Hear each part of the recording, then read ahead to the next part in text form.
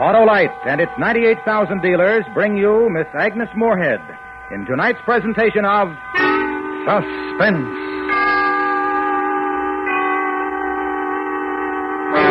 Tonight, Autolite presents the exciting new radio play by the originator of suspense, Mr. William Spear. The story is called Death and Miss Turner. Our star, the First Lady of Suspense, Miss Agnes Moorehead.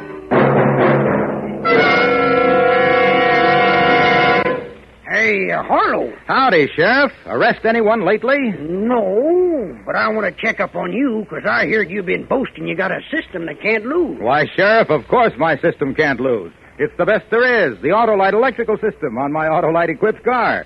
Why, every unit and component part is related by Autolite engineering design and manufacturing skill to give the smoothest performance money can buy. What system is that, Harlow? The electrical system, Sheriff, including the Autolite starting motor, distributor, coil, generator, battery, spark plugs, and all the other parts of the complete Autolite electrical system installed as original equipment on many leading makes of our finest cars, trucks, and tractors. You mean you're always right with the Autolite electrical system? You sure are, Sheriff. That's why it pays to insist on Autolite original factory parts for your Autolite-equipped car.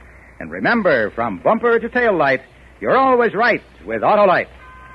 And now, Autolite presents transcribed Death and Miss Turner, starring Miss Agnes Moorehead, hoping once again to keep you in suspense.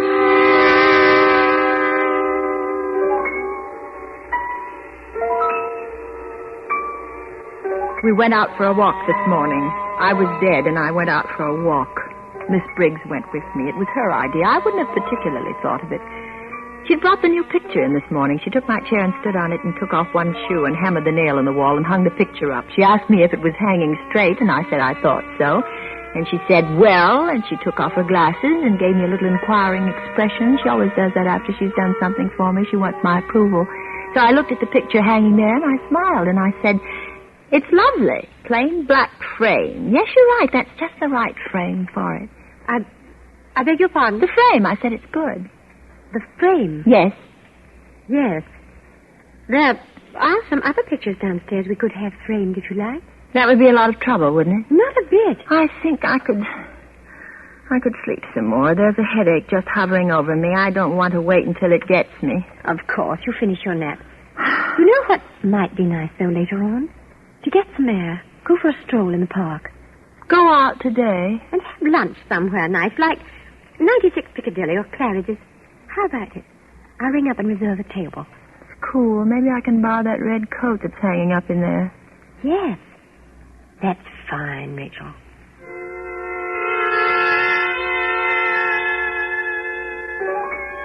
I was dead. Long, long dead. And I went out for a walk.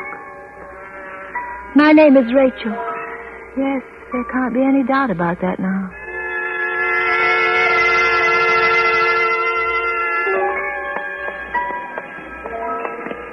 And then the American meets the Englishman and says, well, how are things here, old boy? And the Englishman says, better than next year. Well, no sense pulling a long face. Like my dad always says, if I could get a steak, I couldn't afford it anyway, so... Are you getting tired, dear? You've seen enough of London for today? Oh, no. I'm enjoying this so very much, as long as we don't walk too fast. We're not, are we? Oh, no, it's lovely. How long have you been in London, Rachel? You know I can't tell you that, Miss Briggs. Yes, of course. You're just hoping that I just might let something sort of slip accidentally, aren't you, Miss Briggs? Yes, I guess so. It'd be nice, wouldn't it? No, it wouldn't. Don't count on it, Miss Briggs. It's not going to happen. I can't risk it. Look, there's the frame shop where I got our new picture done this morning. The black frame you like so much. He's framing some more for us. Let's just go in and see how he's coming along. Is this a new shop? Yes, I think so. Hello there, anybody in? Who's that? Oh, Miss Briggs, isn't it? How are we today? Fine, thank you, Mr. Putney. My friend here and I thought we'd just look in and see how our little job of work is going. I see. Yes, that was the 4 oils by, who was it? Turner, that's it, Turner. Let's see. No, I'm afraid we haven't got them yet. there they are hanging up there on the line. They're awfully good, aren't they, Miss Briggs? Who did you say... I've been here before. Beg your pardon? It was the same. Oh, I'm afraid not. You see... What do you mean? I tell you... Well, I've only just opened my shop 4 days ago. Well, I'm not talking about your shop necessarily, Mr. Putney, but these. Oh, these paintings. I don't know. Miss Briggs brought them in by Turner. Turner? That's preposterous. J.M. Turner? Why, these have nothing to do with him. In the first place, he was watercolor. In the second place, landscape. And in the third... Not J.M. Turner. Another Turner. They're signed. R. Turner. Oh. Interesting painter, this one, don't you think? Not exactly macabre, but something shivery about it. All 4 of them seem to have a... Well, I guess you'd call it an ominous overtone. Really? I don't feel that particularly. Well, wouldn't you call it a little nightmare when a painter goes to this much trouble? All this detail, painting a man, his hands, his suit, the handkerchief in his pocket, the carnation in his buttonhole, and then leaves out his face? In all 4 paintings, no face. I see a face. Yes, of course. Well... Not complete, not the filled-in features, but the qualities of this man's face are there for me, even though they're not there for you. I should know this man if I met him. We must be going. He's dead, I think.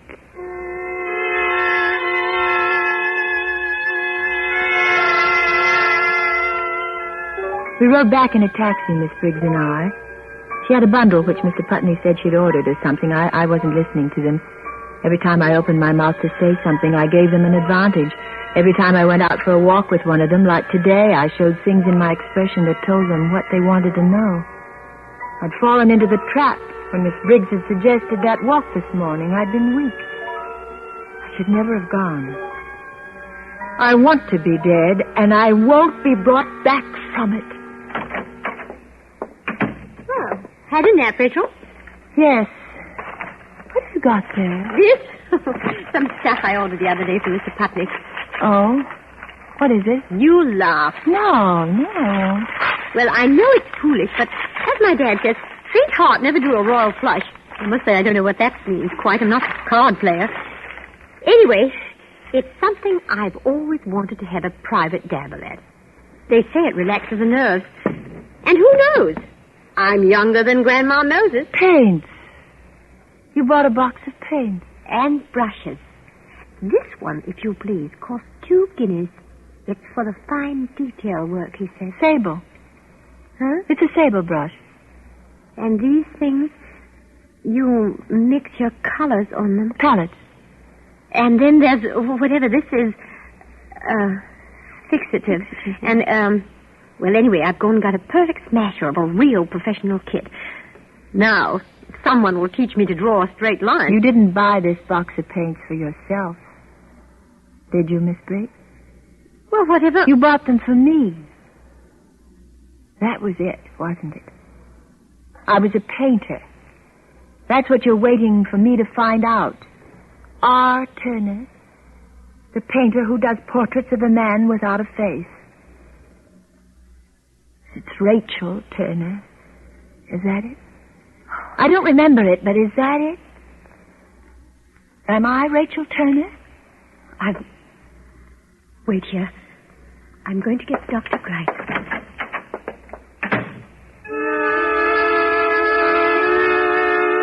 I looked at the door a moment after she'd gone. Then a square of white became the only thing in the room. I'd picked up a canvas board. I drew a chair forward and propped the canvas against it. I was doing my best not to think, not to govern my actions, simply to allow whatever might happen. My hand was tearing away the cellophane wrapper from the charcoal. I leaned over the square of white prop there on the chair, and like plunging a dagger into a white body, I invaded the whiteness of the canvas with a bold and perfectly symmetrical oval in black, done with one stroke. Charcoal fell from my hand. Now the oils were spreading onto the palette. Sable brush stabbing into the colors, blending them, testing the mixture of perfect flesh tone. Why? For what sake? There was a roaring in my ears like the sound of a train rushing through the night.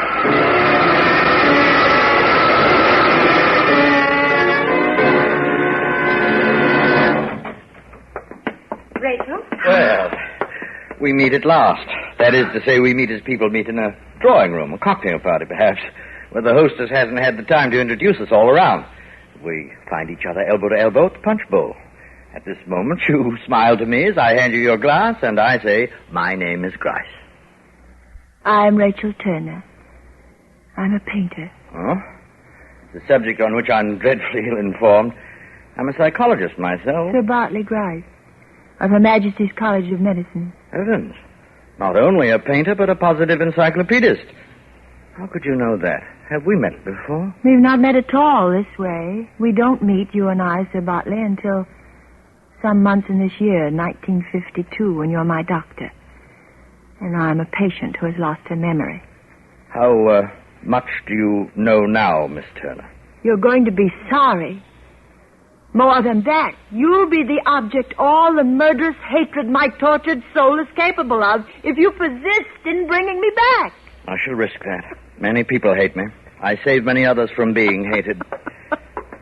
You painted this just now in those 15 minutes while Miss Briggs and I were talking? Yes. Remarkable. It's amazing to me. It's wonderful.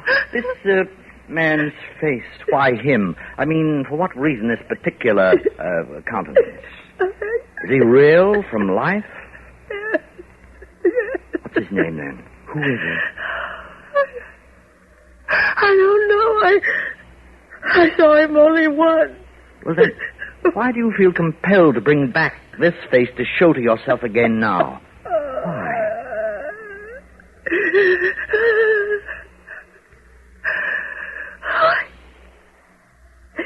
It's the face of the man I murdered.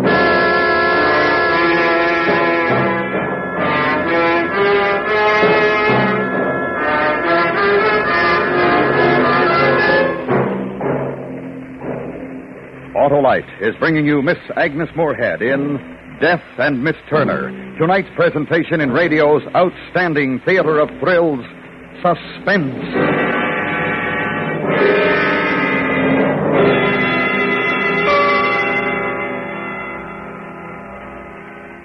Say, Harlow, does my car have an Autolite electrical system? It sure does, Sheriff, for yours is one of the many leading makes of our finest cars, trucks, and tractors equipped with an Autolite electrical system.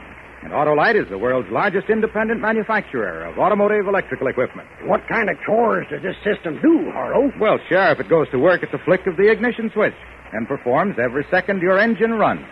It works, too, every time you turn on your radio, sound your horn, use your electric windshield wiper, or heater. That's why it will pay you to treat the electrical system of your car to a periodic checkup at your car dealers or authorized Autolite service station. You can find the location of your nearest authorized Autolite service station in the classified section of the telephone directory under Automobile Electrical Service. Or call Western Union by number and ask for Operator 25. And remember, from bumper to tail light, you're always right with Autolite. And now, Autolite brings back to our Hollywood soundstage Miss Agnes Moorehead in Elliot Lewis's production of Death and Miss Turner.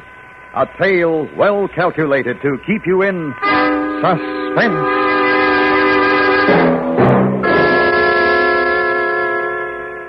You murdered this man whose face you have painted here? Yes. Yes, How did you murder him? I don't know. You have no recall of having actually done it. You're unable to tell yourself where it happened or when? No. No, I'm sure that I killed him. Yes. Miss Turner, we're going to give you something to make you sleep. Now, if you'll just roll up your sleeve, Miss Briggs, please. Please. Hold still, yes. Yes, for a period of time now. We shall need to help you sleep. I hope it'll be a brief one. You've wanted to sleep a great deal of recent months, haven't you? That was because you were afraid of reality, of your thoughts while awake. So you were always dozing off or taking a nap, staying in bed till half the day was gone. Now I know I'm a murderess. So I've earned the right to be drugged into forgetting it for a few hours.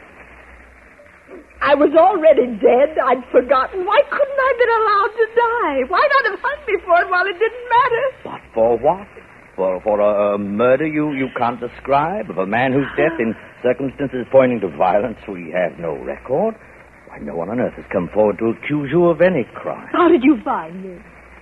What was I doing? Where was I when you found me? You must remember what happened yourself. Live through that horror again.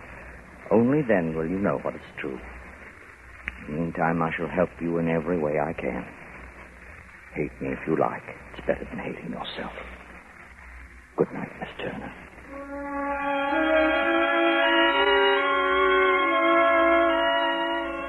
So many years to remember. A life brought back to be my own. The figures and landscapes and people which belonged to me when nothing had been mine the day before. It was all there, up until my birthday. What happened on the 16th of April? I remember the night before. It was the last thing I remembered until awaking here in the hospital on the first day of May. I was standing in the lobby of the hotel, just having got off that rickety elevator. And my bag was packed. It was there at my feet. And the porter came around from behind his booth and handed me an envelope. After that, nothing.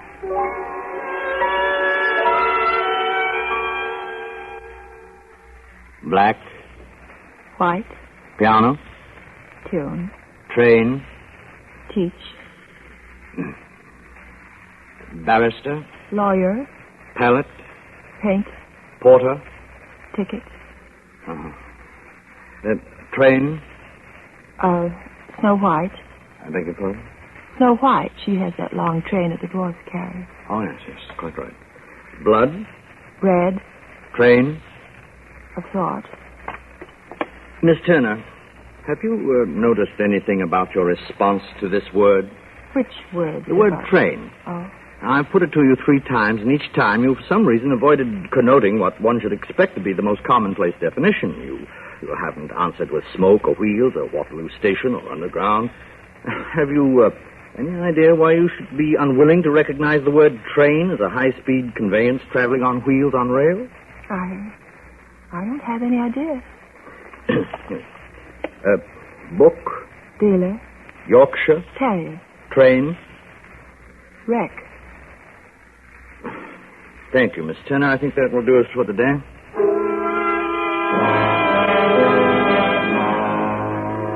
Miss Briggs took me back to my room. I was in a fever.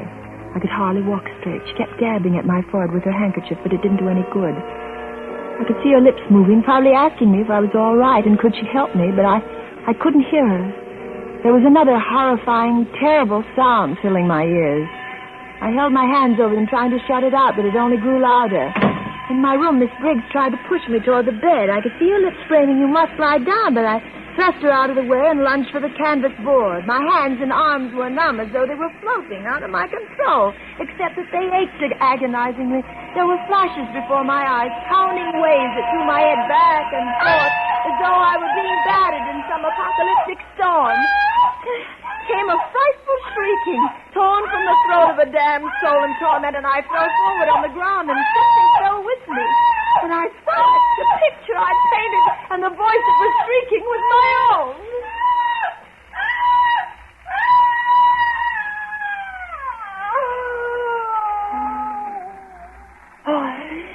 I can't. Rachel. Lie down. Yes, Rachel. Lie down. This is it, nurse? Oh, yes. It's awful. All right, roll up that sleeve. Now, Rachel. Painted that picture there. Delirious like a mad woman. Yes, quiet. Now, Miss Turner. Oh, you hurt me. You hurt me this time. It's stinging. Yes, the mixture's a little bit different this time, Miss Turner. But it will stop hurting in just a moment. Oh. There. All ready. Oh, yes. Oh, yes. It's warm. Peaceful. This picture you've just done. Is it good? I think it's extraordinarily good. Are you sleeping? Sleeping, but awake. Asleep, but not asleep. Can you describe this picture to me as though I hadn't seen it? A man sitting in a railway compartment looking out of the window of a train. Opposite him with her back to us is a woman. It's as though we were the woman whose attention is on this man. As though we were this woman? Yes. Don't you mean that you are this woman, Miss Turner? Yes, I am. What day is it now? My birthday. April 16th. Last April. Yes, that's the day. I'm aboard the Flying Scotsman Express. I'm on my way to Edinburgh to paint the moors. I'm in a first-class compartment. Alone, I'm relaxed and happy. I feel the urge to paint something. Right here as the train goes speeding along. And what do you paint? A man. That is the embodiment of a man. His posture, his clothes. But for some reason, I can't paint his face. I know his face, but I find it impossible to transfer it to the canvas. I make 4 separate versions of him, but each time my brush remains poised in midair, refusing to invade the oval of white where the face should be.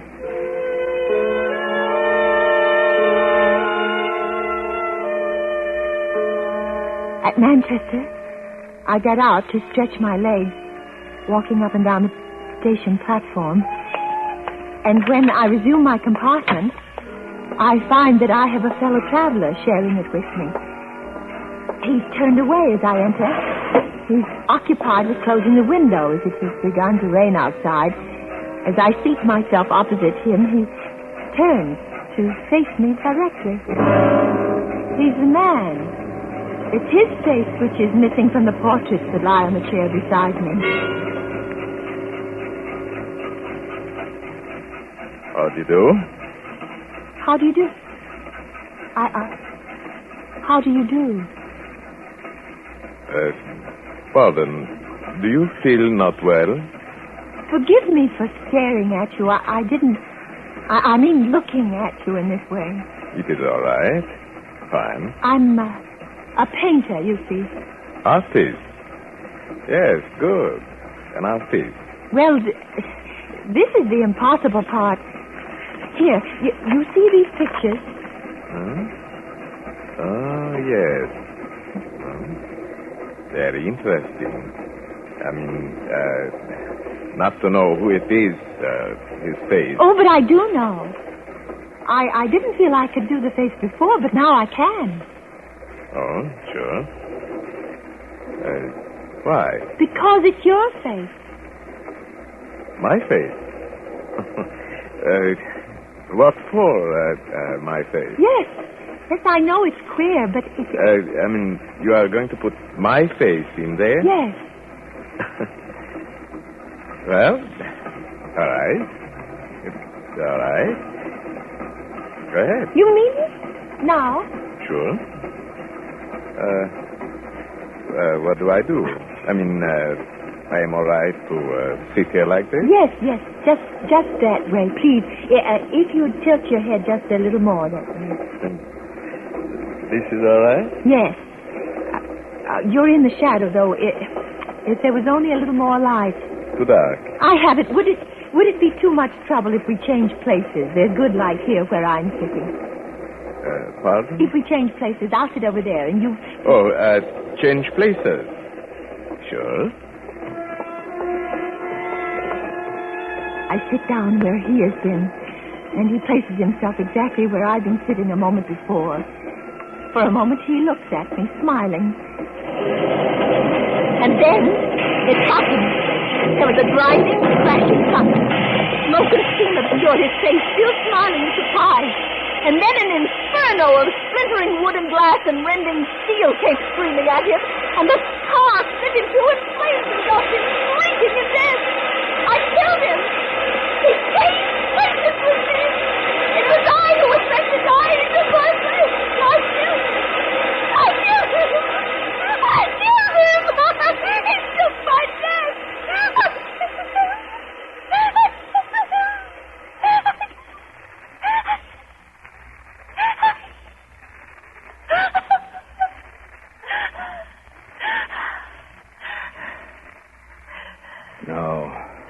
You didn't kill him. You know that now. You remember. You've come back from the edge of reason.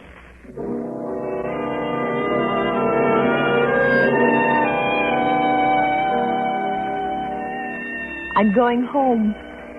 Sailing at midnight. It'll be midwinter. The snow on that Connecticut ridge. Those leafless elms in their rolling purple shadows.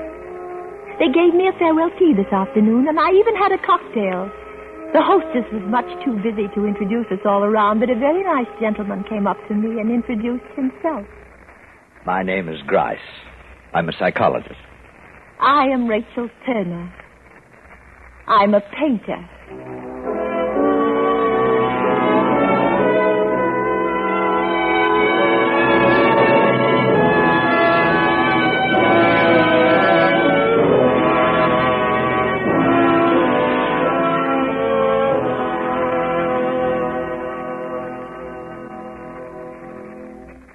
Suspense. Presented by Autolite. Tonight's star, Miss Agnes Moorehead. This is Harlow Wilcox speaking for Autolite, world's largest independent manufacturer of automotive electrical equipment. Autolite is proud to serve the greatest names in the industry. They are members of the Autolite family, as well as are the 98,000 Autolite distributors and dealers in the United States and thousands more in Canada and throughout the world. Our family also includes the nearly 30,000 men and women in 28 great Autolite plants from coast to coast, and Autolite plants in many foreign countries, as well as the 18,000 people who have invested a portion of their savings in Autolite. Every Autolite product is backed by constant research and precision built to the highest standards of quality and performance. So remember, from bumper to tail light, you're always right with Autolite.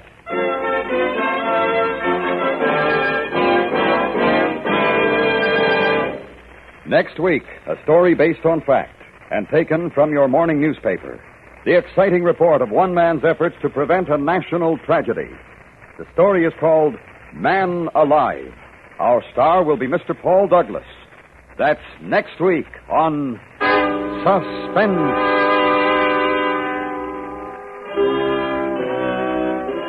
Suspense is transcribed and directed by Elliott Lewis, with music composed by Lucian Morowick and conducted by Lud Gluskin. Death and Miss Turner was written for Suspense by William Spear. In tonight's story, Jeanette Nolan was heard as Miss Briggs, Joseph Kearns as Dr. Grice, Paul Freese as the man on the train, and Charles Davis as the shopkeeper. Agnes Moorehead may currently be seen touring in Don Juan in Hell by George Bernard Shaw.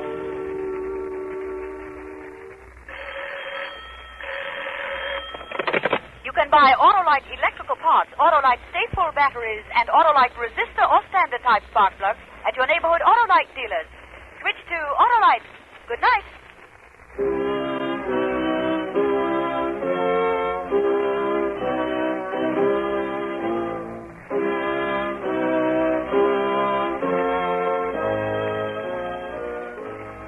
This is the CBS Radio Network.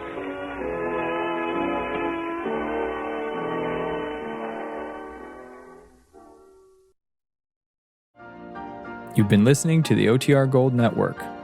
Find more classic radio at otrgold.com.